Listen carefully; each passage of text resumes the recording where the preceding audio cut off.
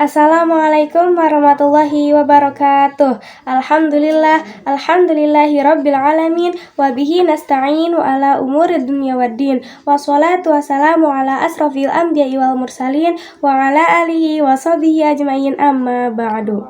Perkenalkan, nama saya Siti Natisa Nur Aida. Saya akan membahas surat Al-Fatihah. Arti surat Al-Fatihah ayat 1-7 adalah doa singkat yang hanya berisi 7 ayat, namun manfaatnya tidak terhitung. Itu dimulai dengan kalimat Bismillahirrahmanirrahim yang diterjemahkan menjadi dengan nama Allah yang Maha Pengasih lagi Maha Penyayang.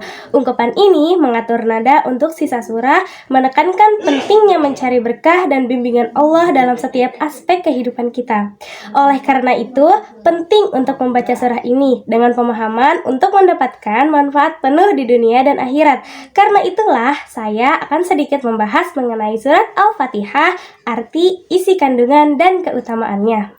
Bismillahirrahmanirrahim. Dengan menyebut nama Allah yang Maha Pengasih lagi Maha Penyayang. Alhamdulillahi rabbil alamin. Segala puji bagi Allah, Tuhan seluruh alam. Ar-Rahmanir-Rahim, yang Maha Pengasih, Maha Penyayang. Maliki yaumiddin, pemilik hari pembalasan. Iyyaka na'budu wa iyyaka nasta'in. Hanya kepada Engkaulah kami menyembah dan hanya kepada Engkaulah kami memohon pertolongan.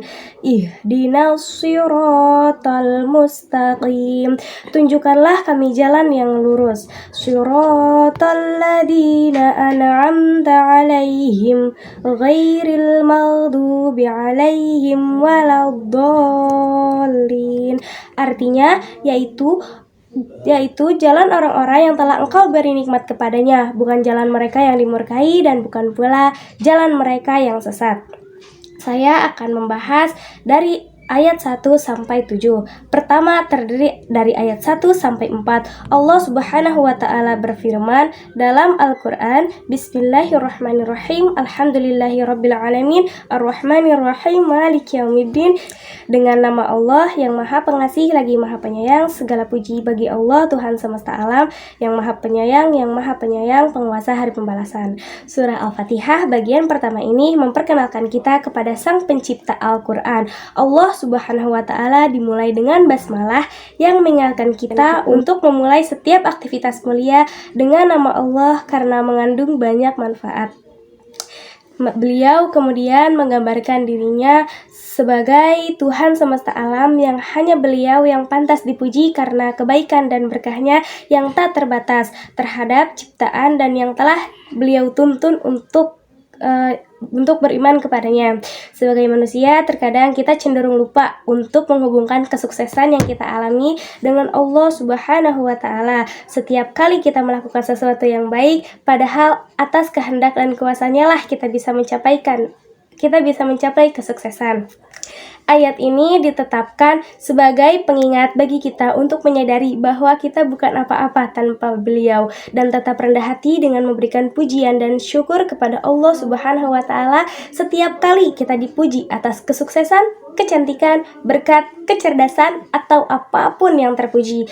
Beliau kemudian menggambarkan dirinya sebagai Ar-Rahman dan Ar-Rahim, yang berarti bahwa Dia sepenuhnya dan terutama penyayang. Rahmatnya tidak terbatas pada umat Islam saja, tetapi meluas ke seluruh ciptaannya. Sungguh kasih sayangnya tidak terbatas karena Ia mengatasi murkanya.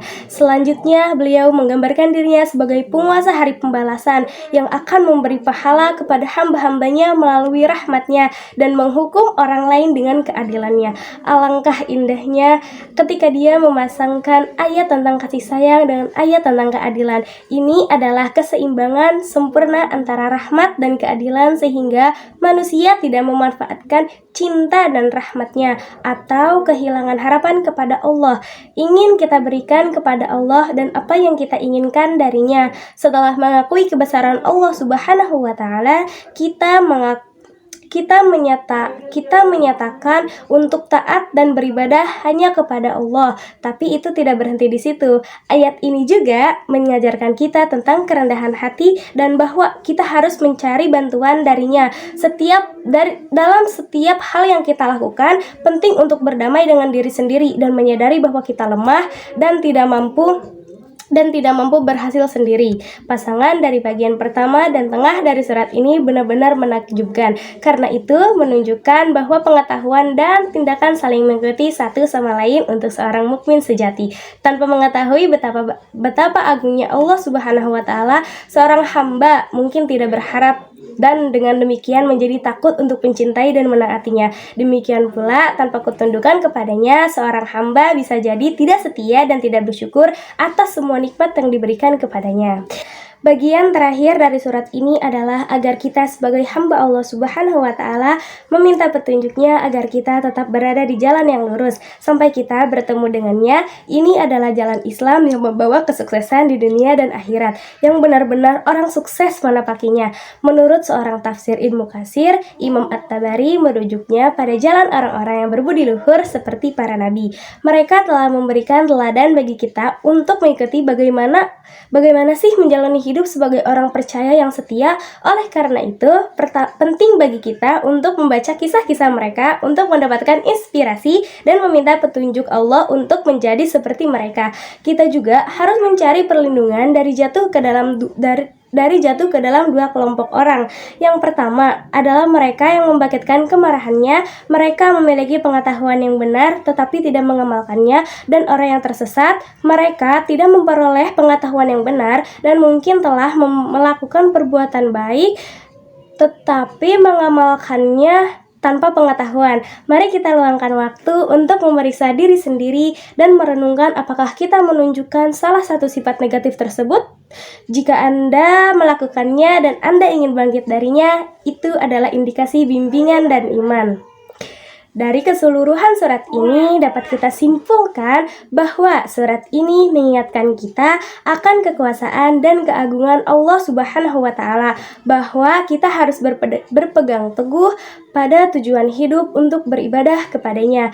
Itu juga memungkinkan kita untuk merenungkan keadaan iman dan perbuatan kita untuk menjadi hamba yang lebih baik dengan belajar tentang Islam lebih dalam dan mengembangkan hubungan yang lebih kuat dengan Allah Subhanahu wa taala. Sekian dari saya, kurang lebihnya mohon dimaafkan karena saya masih dalam tahap pembelajaran. Wassalamualaikum warahmatullahi wabarakatuh.